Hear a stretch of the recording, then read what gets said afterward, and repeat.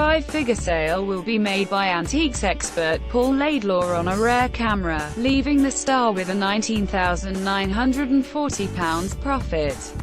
By far the biggest figure in the history of the program, Paul was left nervous and totally shocked. The antique camera dates from around 1861 and was purchased for just £60. Camera experts quickly confirmed that Paul had in fact discovered a chamber automatique de bête, an instrument that is recognized as the world's first sub-miniature camera.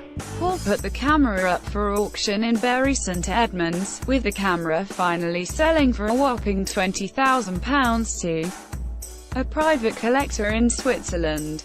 Antiques expert Paul explained, "Not only Antiques Road Trip, but the whole antiques profession can be distilled down to treasure hunting. Everyone's looking for the Ming vase amongst the dreary Victorian willow-patterned dinnerware, or the Stradivarius amongst the old ex-school violins.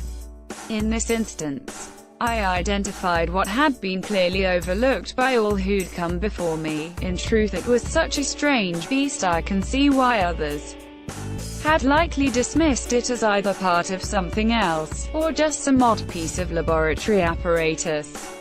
It took me a minute to dismiss these possibilities and pin it down as a miniature camera. At the time I suggested it was an extremely early sub-miniature camera of circa 1861.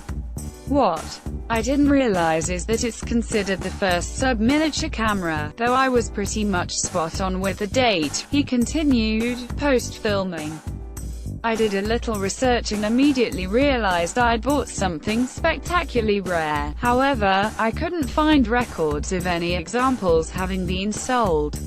I kid you not, I didn't know whether it would sell for £2,000 or £100,000, and neither did the auctioneer, though I considered either to be possible. I'll confess I was seriously nervous on the day, hoping for glory but fearing a damp squib.